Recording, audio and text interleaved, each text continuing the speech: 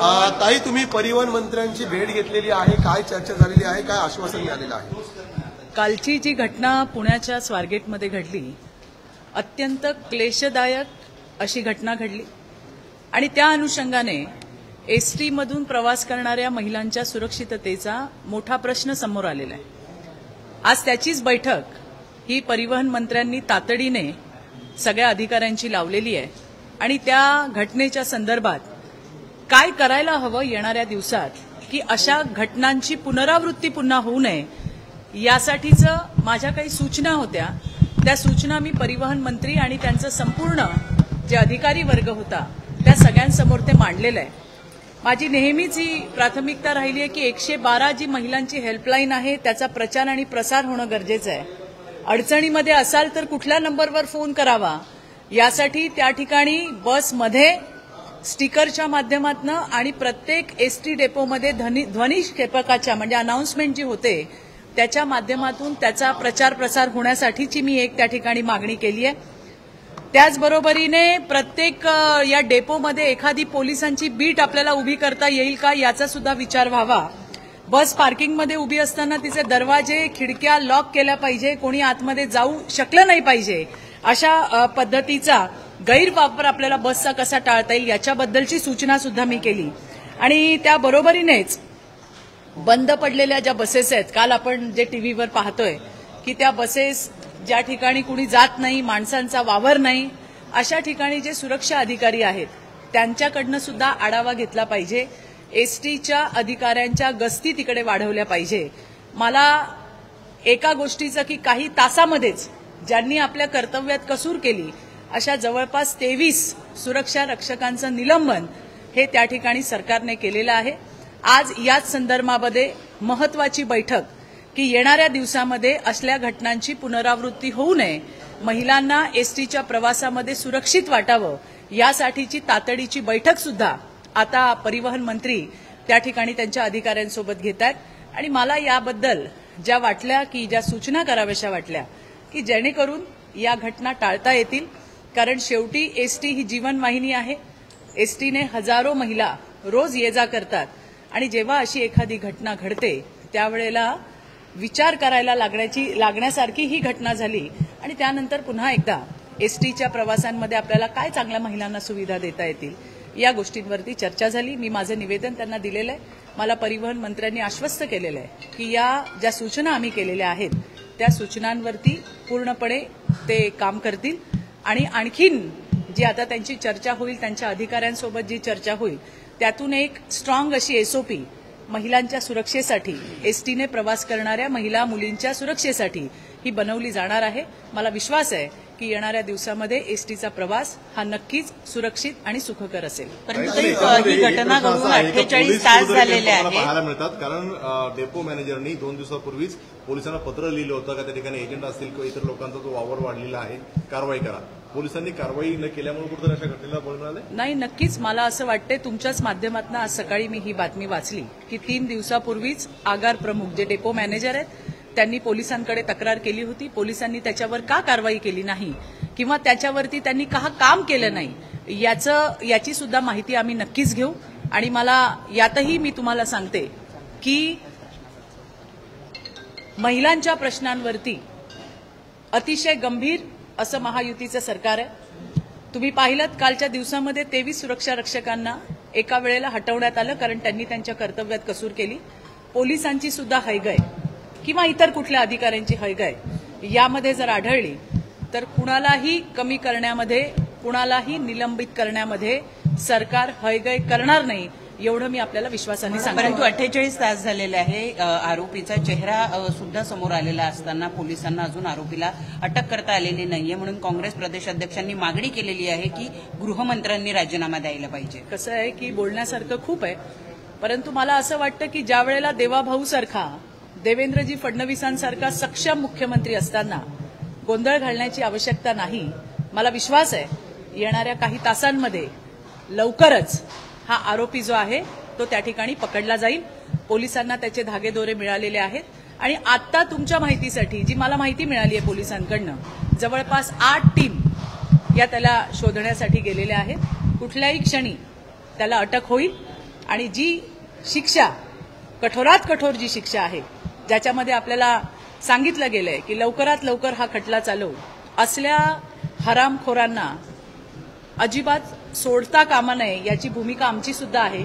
सोडलं जाणार नाही, लवकरात लवकर पकडला जाईल आणि त्याला शिक्षाही होईल. काही पण एसटी मध्ये काही साड्या सापडलेल्या आहेत, निरोधाची पाकिटे सुद्धा सापडलेली आहेत. कशा प्रकारे या प्रकाराला बघता आणि एसटीची तोडफोडही मोठ्या संख्येमध्ये ठाकरे गटाने केलेली आहे. नाही, मला एवढंच म्हणायचं आहे की ज्या वेळेला मला वाटतं सरनाईक साहेब परिवहन मंत्री झाले आणि त्यांनी ज्या वेळेला अचानक भेटी सुरू केल्या त्यावेळेला त्यांनी हे म्हटलं होतं, मला आठवतंय की अजून आपल्याला इथे फार काम करावं लागेल. येणाऱ्या दिवसामध्ये ज्या ज्या काही या गोष्टी ज्याचा दुरुपयोग केला जातोय हे आपल्या समोर आलेलं आहे, याच्यावरती निश्चितपणे काम होईल. मी पुन्हा तुम्हाला हेच सांगते, ही घटना अतिशय क्लेशदायक आहे, मनाला वेदना देणारी आहे आणि त्यामुळे या घटनांची पुनरावृत्ती होऊ नये यासाठी सरकार प्रत्येक कसोटीवरती त्या ठिकाणी काम करेल. एसटी महामंडळामध्ये आयजी दर्जाचे अधिकारी असणं ही तरतूद आहे, मात्र गेले 5-6 वर्ष एसटी महामंडळामध्ये ते आयजी लेवलचे अधिकारी नाही. कसं बघता तुम्ही याकडे? नाही, मी तुम्हाला हेच सांगते की एखादी ज्या वेळेला घटना होते त्यावेळेला त्या विषयावरती फार मंथन केलं जातं. जसं कालची घटना घडली आणि त्याच्यानंतर एसटीमध्ये काय असायला हवं, महिलांच्या प्रवासामध्ये काय असायला हवं, कुठले अधिकारी असायला हवे, काय उपाययोजना असायला हव्या, याच्यावरती बोलणं सुरू झालंय.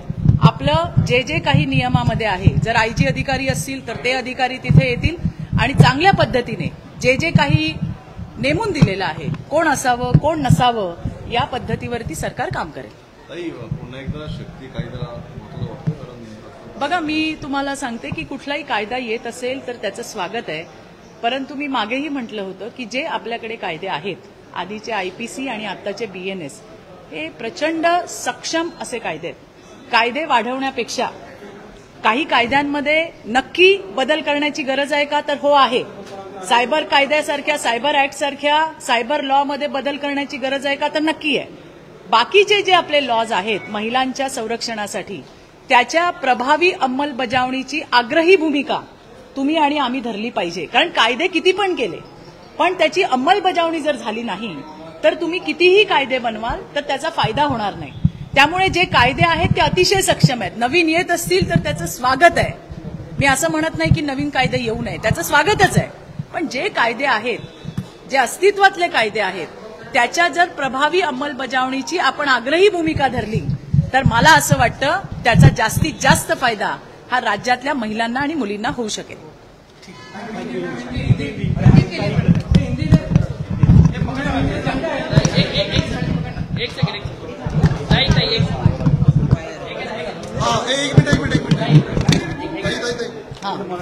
एक मिनिट या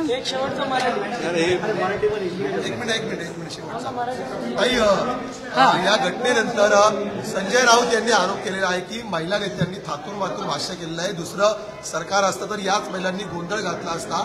लाडक्या बहिणींची अब्रू तुम्ही 1,500 मध्ये विकत घेता आहात का? पुण्याचे पालकमंत्री आणि पोलीस आयुक्त कोण आहे असा सवाल उपस्थित. असं कोण म्हणालं? संजय राऊत, विश्वप्रवक्ते, सर्वज्ञानी. तुम्ही तर महिलांबद्दल न बोललेलंच बरं. आणि ज्या भाषा तुम्ही वापरली आहे त्याचा मी तीव्र शब्दामध्ये निषेध करते. लाडक्या बहिणींची अब्रू विकत घेतली आहे का असं म्हणणारे तुम्ही, तुमच्या बुद्धीची मला कीव करावीशी वाटते. आणि तुम्ही तर बहिणीबद्दल किंवा या देशातल्या, राज्यातल्या सोडून द्या, देशातल्या कुठल्या महिलेबद्दल बोलायची तुमची लायकी नाहीये. मला एवढंच सांगायचंय की तुम्ही जी पाटकर आपली होती तिला ज्या पद्धतीने शिव्या दिल्या ना, त्या संजय राऊतजी सगळ्या महाराष्ट्राने ऐकलेल्या आहेत.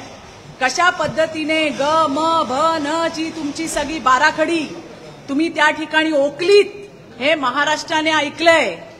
आत्ताची ताजी घटना, तुमच्या सहकारी नीलमताई गोऱ्हे ज्या उपसभापती आहेत, मी म्हणते उपसभापती पण जाऊ द्या, पण एक महिला म्हणून जिनी वर्षानुवर्ष तुमच्यासोबत काम केलं, त्या महिलेबद्दल बोलताना सुद्धा तुमची जीभ अडखळली नाही.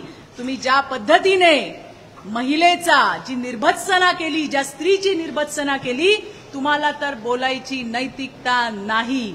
त्यामुळे तुम्ही तुमचं राजकारण दुसऱ्या ठिकाणी कुठे वळवलं तर जास्त बरं होईल.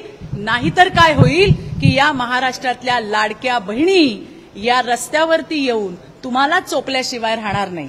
ज्यांना महिलांची अब्रू, ज्यांना महिलांची गरिमा, ज्यांना महिलांची अस्मिता समजत नाही, प्रत्येक वेळेला त्याच्यावरती राजकारण करण्याची ज्यांची भूमिका असते, महिला म्हणजे पायातली चप्पल जे समजतात त्या पद्धतीची वक्तव्य करतात, घाणेरड्या अश्लील शिव्या देतात, सहकार्याबद्दल वाटेल त्या थराला जाऊन बोलतात, त्या माणसाला या महिलांच्या विषयावर बोलायचा अधिकार नाही. ऐकलं का संजयजी राऊत? आणि असंही तुम्ही जामिनावर सुटलेले आरोपी आहात, त्यामुळे तुमच्या डोक्यावरही परिणाम झालेला आहे.